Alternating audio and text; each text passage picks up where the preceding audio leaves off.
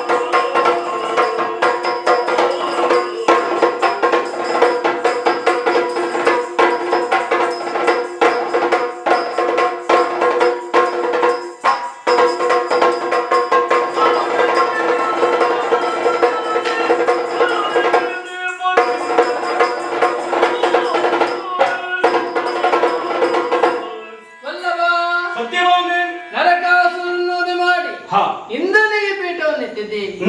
ಇಂದ್ರ ನಿಮಗೆ ಸನ್ಮಾನವನ್ನು ಮಾಡಿದ್ದಾನೆ. ನನ್ನನ್ನು ನೋಡಬೇಕೆನ್ನುವುದಾಗಿ ಇಷ್ಟಪಟ್ಟಳು ನಾನು ಬಂದು ನಿಂತಿದ್ದೇ ನಂತರವನ್ನ ಎಲ್ಲ ಹೂಗಳ ಪರಿಚಯ ತಾವು ಮಾಡಿದ್ರೂ ಕೂಡ ಆ ಕಡೆಯಲ್ಲಿ ಸರಿಯಾಗಿ ನೋಡಿ ಸ್ವಾಮಿ, ಒಂದು ವೃಕ್ಷ ಕಾಣುತ್ತಾ ಉಂಟು, ಅದರಲ್ಲಿ ಹೂವಳೆ ಅಂತಿದೆ. ಇದು ಯಾವ ವೃಕ್ಷ ಎಂಬುದಾಗಿ ಹೇಳ್ತೀವಿ.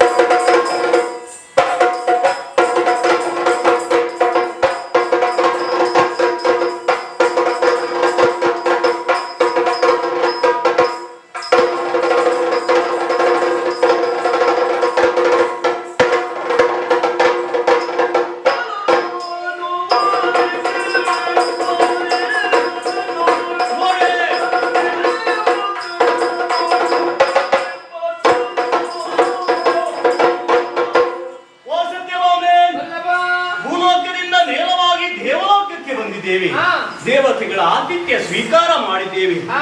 ಅತಿಥಿಗಳಾಗಿ ಬಂದವರು ಸತ್ಯ, ಹೌದು. ಮನಸ್ಸಿನ ಬೇಸರವನ್ನು ಕಳೆಯೋದಕ್ಕೋಸ್ಕರವಾಗಿ ಬಂದು ನಿಂತಿದ್ದೆ ನಂದನವನ. ಹಾ ಮೇಲೆ ನೋಡಿ ನೀಲಗಗನ, ಹಾ. ಕೆಳಗೆ ನೋಡಿ ಶಾಂತ ಭವನ, ಸುಪ್ರಸನ್ನ ವಾತಾವರಣ, ಹಾ. ಪವನನ ಭವನವು ಇಂದ್ರನ ಉಪವನವಾಗಿ ಕಂಗೊಳಿಸುತ್ತಾ ಉಂಟು. ನಿಜವಾಗ್ಲೂ ಒಂದೊಂದೇ ಗಿಡಬಳ್ಳಿಗಳು ಹಾ. ಪರಿಚಯ ಮಾಡಿಕೊಡುತ್ತಾ ಹಾ. ಸಾಗುತ್ತಾ ಇದ್ದ ಕಡೆಗೆ ಬಂದಿದ್ದೇವೆ. ಹೌದು. ಆ ಕಡೆಯಲ್ಲಿ ನೋಡಿ ಹಾ. 2 ಬಳ್ಳಿಗಳು ಒಂದಾಗಿ ಹಾ. ನಮಸ್ಕಾರ ರೂಪದಲ್ಲಿ ಹಾ. ನಮ್ಮನ್ನು ಸ್ವಾಗತವನ್ನೇ ಕೋರುತ್ತವೆ ಎನ್ನುವುದಾಗಿ ಹಾ. ಭಾಸವಾಗುತ್ತಾ ಉಂಟು. ಸತ್ಯ. ವಿಭಿನ್ನವಾದಂತ ವಿಶಿಷ್ಟವಾದಂತ ಹಾ. ಕಲಾಕೃತಿ ರಂಬೆ ನಾರಿಯರ ಈ ನಾಟ್ಯ ವೈಭವ. ಹೌದು, ಅದನ್ನೇ ಭಾವಚಿತ್ರವನ್ನು ಹಾಕಿದ್ದಾರೆ. ಹೌದು. ಹಾಗಿರುವಾಗ ದೇವೇಂದ್ರನ ವನ ಅಂತ ಹೇಳಿದ್ರೆ ಹಾ. ಇಲ್ಲಿ ಎಲ್ಲ ನಡೆಯಲೇಬೇಕಲ್ಲ. ಹೌದು, ಹೌದು. ಈ ಕಾಡಿಗೂ ನನ್ನ ವನಕ್ಕೂ ವ್ಯತ್ಯಾಸ ಉಂಟು. ವ್ಯತ್ಯಾಸ. ಕಾಡು ತನ್ನಷ್ಟಕ್ಕೆ ಬೆಳೆದು ಹೋಗುವಂತ ವಿಚಾರ, ಆದ್ರೆ ಈ ವನ ಹಾಗಲ್ಲ. ಹಾ. ನಮಗೆ ಹೇಗೆ ಬೇಕು ಹಾ. ಆಕೃತಿಗೆ ತಕ್ಕ ಹಾಗೆ ನಾವು ಬೆಳೆಸುವುದು. ಹೌದು. ಹಾಗಾಗಿ ಹಾ. ಇದನ್ನೆಲ್ಲ ನೋಡಿದ್ದೇವೆ, ಹಾ. ನೋಡಿ ಕಣ್ತುಂಬಿಸಿಕೊಂಡಿದ್ದೇವೆ. ಸತ್ಯ, ಹಾ.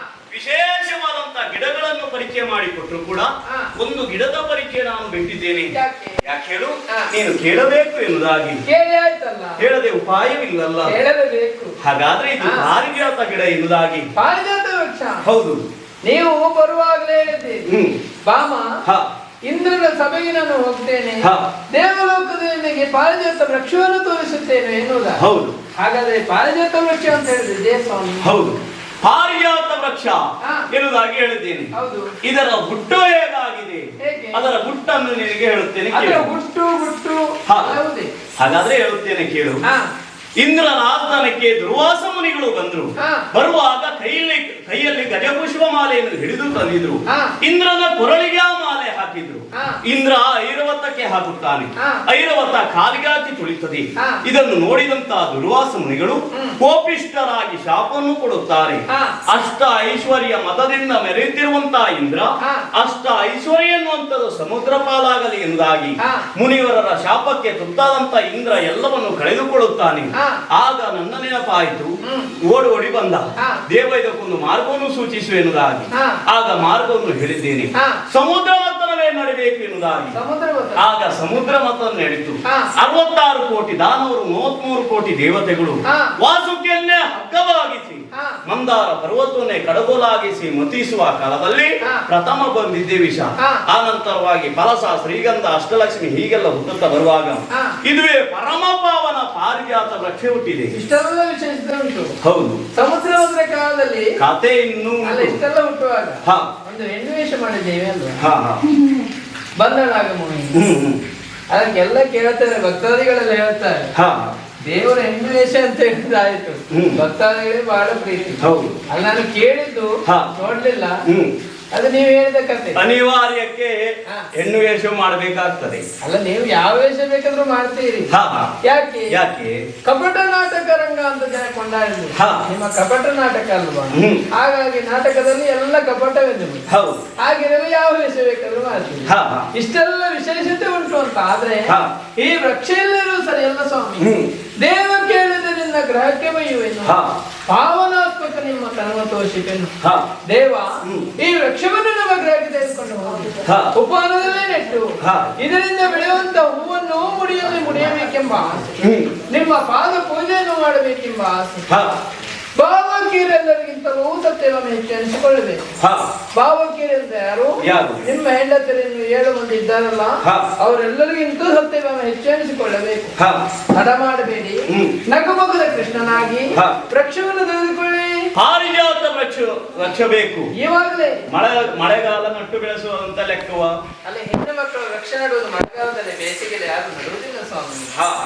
ಆದ್ರೆ ಯಾರ ಮನೆಯ ಗಿಡ ಎನ್ನುವುದಾಗಿ ಅಲ್ಲಿ ಗಿಡ ಪ್ರಶ್ನೆ ಆಗ್ತದೆ. ಯಾರಿಗಾದ್ರೆ ನಮಗೆ ಆಸೆ ಪಟ್ಟಾಗ ತೆಗೆದುಕೊಂಡು ಹೋಗು. ಹಾ. ಆದ್ರೆ ಆ ಕಡೆ ಕೆಳಲಿ ನೀನು ನೋಡಿದವಳಲ್ಲ. ಯಾಕೆ? ಗಿಡಕ್ಕೆ ಸಂರಕ್ಷಣೆ ಮಾಡುವವರು ಜನ ನೇಮಕ ಮಾಡಿದ್ದೇವೆ. ಆ ಕಡೆಯಲ್ಲಿ ಇದ್ದಾರೆ ಅವರು. ಯಾರವ್ರ? ದೇವತೆಗಳು. ಹಾ. ಅವರು ಹೋಗಿ ಇಂದ್ರನಿಗೆ ದೂರು ಕೊಡ್ತಾರೆ. ಹಾ. ಇಂದ್ರ ದೂರಕ್ಕೆ ಬರ್ತಾರೆ.